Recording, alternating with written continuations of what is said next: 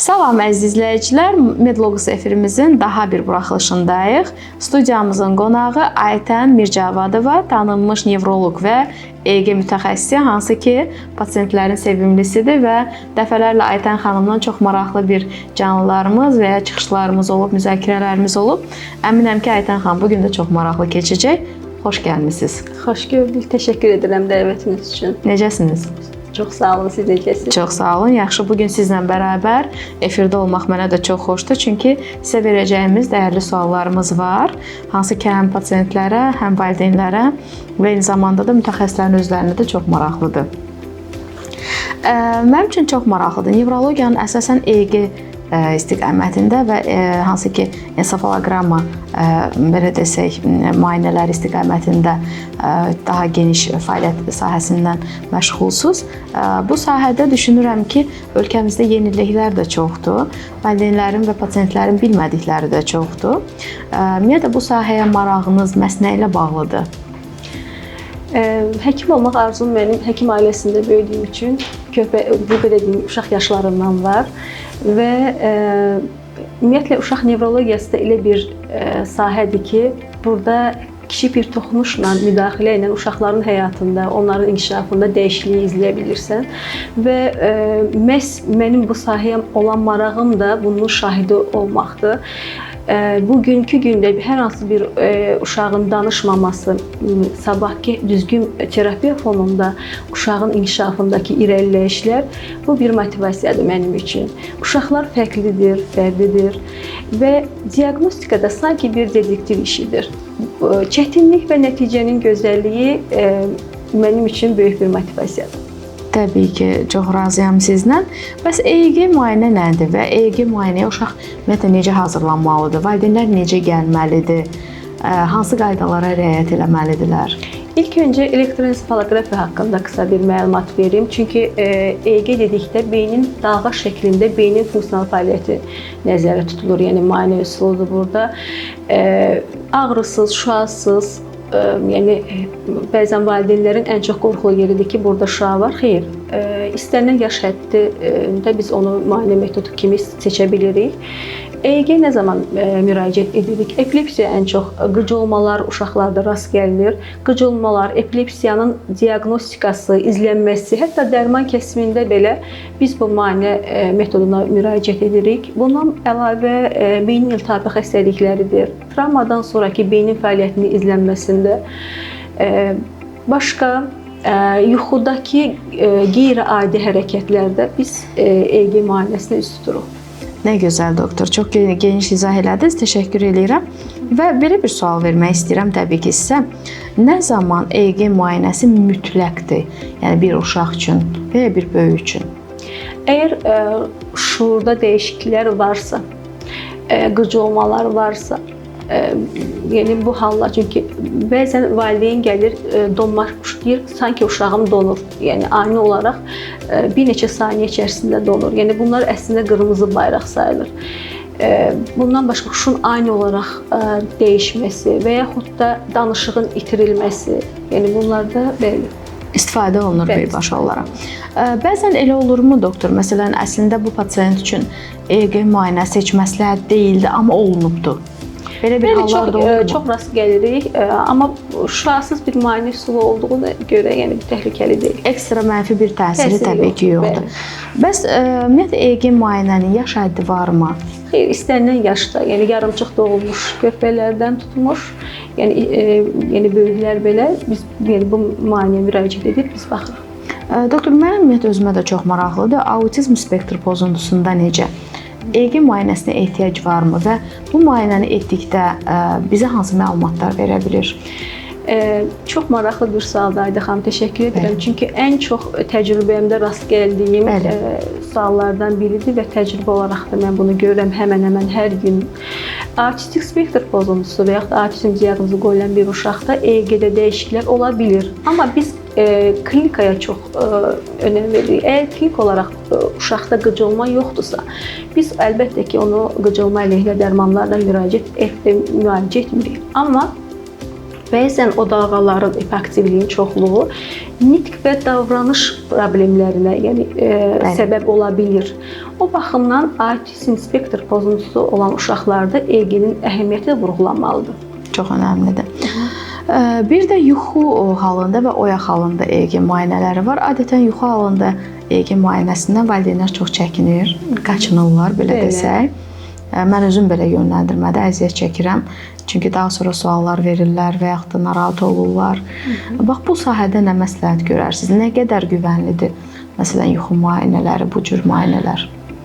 Adətən yuxu oyaq rutin sayılır, amma yuxu monitorinqlərində ən çox biz körpə uşaqlarına müraciət edirik. Çünki körpə uşaqlarda 1 saat yəni ki, müayinə aparılmalıdır. Əlbəttə ki, burada yanmamaq məsələsi var. Yəni bir narahat olar uşaq. Yəni başa düşmədiyi üçün yuxu rejiminə daha biz üstünlük veririk. Bir də ən çox yuxuda olan qıcolmalar zamanı, yuxuda qeyri-adi hərəkətlər zamanı biz yuxu müayinəsinə çox önəm veririk. Şəxsən öz təcrübəmdə də bəzən oyaq EEG-də hər hansı bir əgər yuxuda qıcolmalar olubsa, oyaq EEG zamanı hər hansı bir anormallıq biz izləməyə bilirik. Ona görə yuxunun əhəmiyyəti çox böyükdür və əlbəttə ki, düzgün qaydada biz xəstəni qəbul edirik. Burada yuxusunu pozmaqla, yəni gecə yatdığı saatdan 2 saat gec, səhər də erkən saatlarda biz oyadan zamanı istər-istəməz öz normal fizioloji yuxusunda belə biz yuxu müayinəsini çəkə bilirik. Bəs nitq inkişaf ləngimasında doktor, EEG müayinəsində biz nələrə baxa bilərik? Nələri görə bilirik?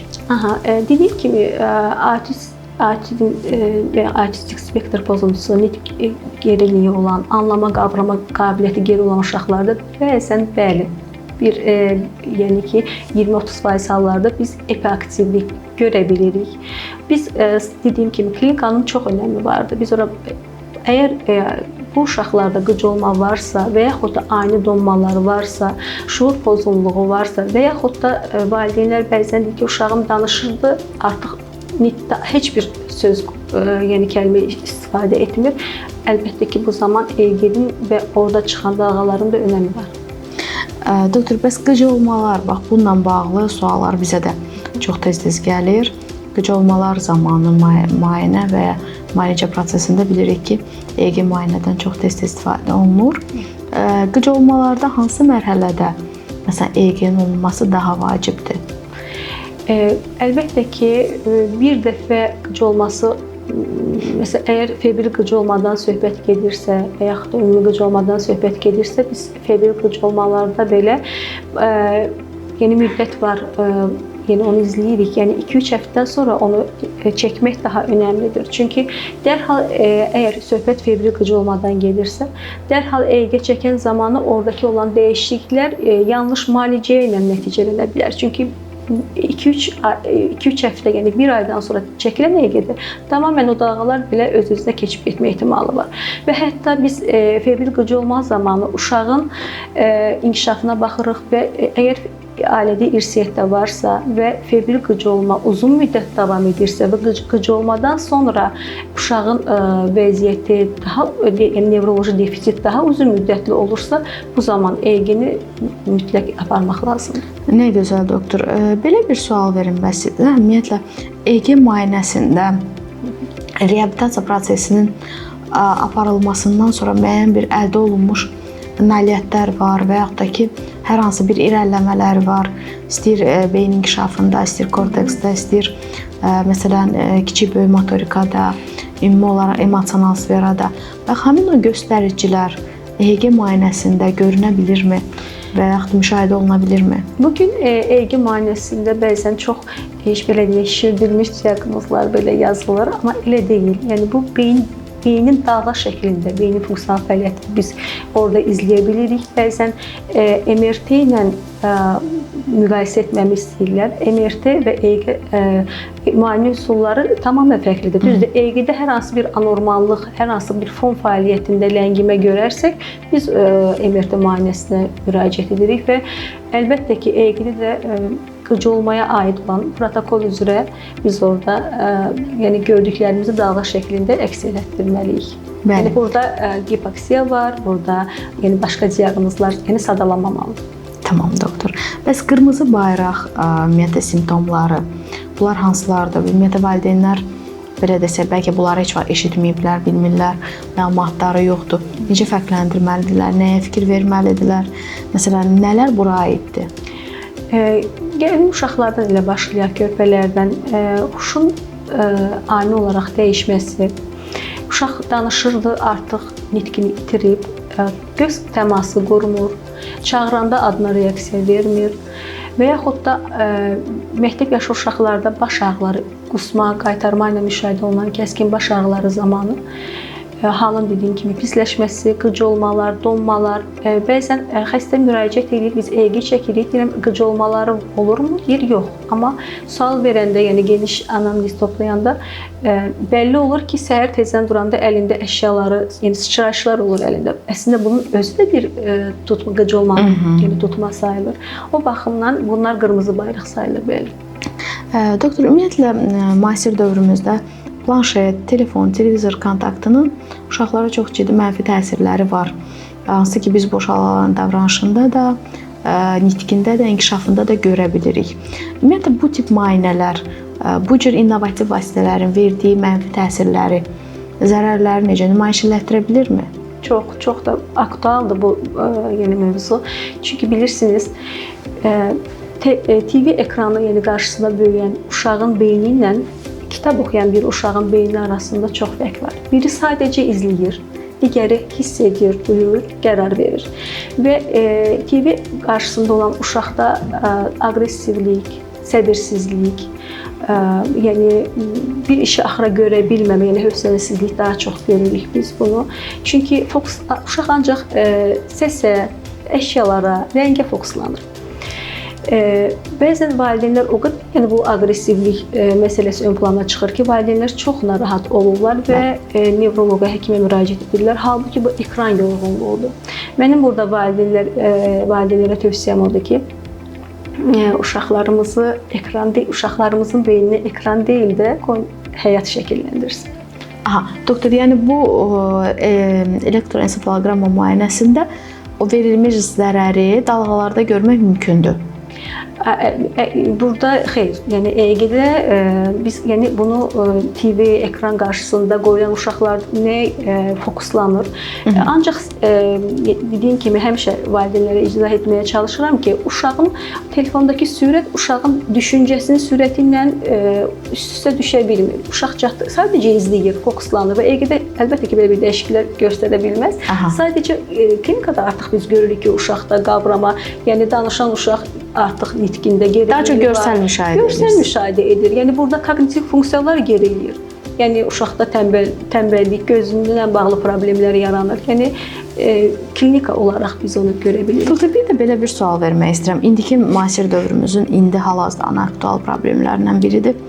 Yeniyetmələr və gənclər arasında çox aqressiv bir deviant davranış var, çox aqressiv bir dağıdıcılıq var, bir belə desək, kəskinlik var. Bunu nə ilə izah edərsiniz bir də həkim olaraq? Nəyə bağlayarsınız? Yəni bu elə saydığımız texnologiya, yəni bu ekran da çox böyük önəm verir. Çünki indiki uşaqların hərəsinin əlində bir telefon və iş orasındadır ki, yəni əlbəttə ki, ümumiyyətlə mən 3 yaşa kimi izin vermirəm, məsləhət də bilmirəm ki, uşaqlar telefon qarşısında, TV qarşısında olsunlar. Amma 3 yaşdan sonra bəlli bir məhdudiyyət, zaman məhdudiyyəti ilə əlbəttə ki, onlar üçün yəni həm hər baxımdan yararlı olan proqramlara baxmalıdırlar uşaqlar. Əlbəttə ki, oyunların çoxunda aqressiya çox var və istər-istəməz də vurmaq, qışqırmaq bunların uşaqların özünə də, yəni xasiyyətlə yansıyır. Yəni uşaq nəyi görürsə, onu təqlid etməli. Həmçinin yeniyetməlilərin özündə də olsun. Çünki bu dəqiqə oynadıqları oyunların çoxunda aqressiya çoxdur. Bəli, doktor, çox təşəkkür edirəm geniş və dolğun cavablarınız üçün. Və belə bir sualım var. Nevrozlarla bağlı. Nevrozların müayinəsində necə? EEG müayinəsi nə qədər yararlıdır və nə qədər bizə informasiya verir və müalicədə nəyə dəstək ola bilər bizə daha çox? Dediyim kimi EEG müayinəsinə sırf bu nevrozda biz EEG müayinəsi edək. Xeyr, yenə bu klinik olaraq əgər bir nevrozda qıc olmalar varsa, əlində, ayağında keymə varsa, huşunda dumanlıq varsa, əlbəttə ki, o zaman EEG müayinəsində biz çəkib baxırıq. Aha, və o bizə müayinədə və müalicədə Geniş. Bəli, yəni ki, Sonda valideynlərə qısa nə tövsiyə edərsiniz? Bax, bugünkü gün bir nevroloq olaraq əsas məsləhətiniz, əsas düşüncələriniz, əsas fikirləriniz nədir valideynlərə? uşaqlarımızla, mən də özüm də bir valideyn olaraq uşaqlarımızla daha çox ünsiyyət qurmalıyıq. Yəni bu oyun şəklində ola bilər, kitab oxumaq şəklində ola bilər, onlarla yeni vaxt keçirməliyik. Çünki bunlar nəinki uşağın beyninə, hətta onların inkişaflarına, dünya görüşlərinə də çox müsbət təsir edir. Yəni bir də valideynlərə nə tövsiyə edirəm ki, son olaraq valideynlərin əslində çox həssas olurlar uşaqlara qarşı. Əgər onların nəsə bir narahatçılıq edirsə, bunu gecikdirməsinlər. Mütləq şəkildə. Doktor, çox təşəkkür edirəm. Gəldiniz, dəyərli vaxtınızı istifadə etdiniz, bizə vaxt ayırdınız və çox geniş suallara cavab verdiniz. Və mən təşəkkür edirəm ki, bizimlə bərabər oldunuz. Mənə də çox xoş oldu. Çox təşəkkür edirəm Gülдар. Və nəhayət bugünkü efirimiz sona çatdı və bugünkü dəyərli qonağımız EG mütəxəssisi nevroloq Aytən Mircabadova idi. Onunla çox maraqlı söhbətimiz yekunlaşdı. Növbəti efirimizdə görüşənədək.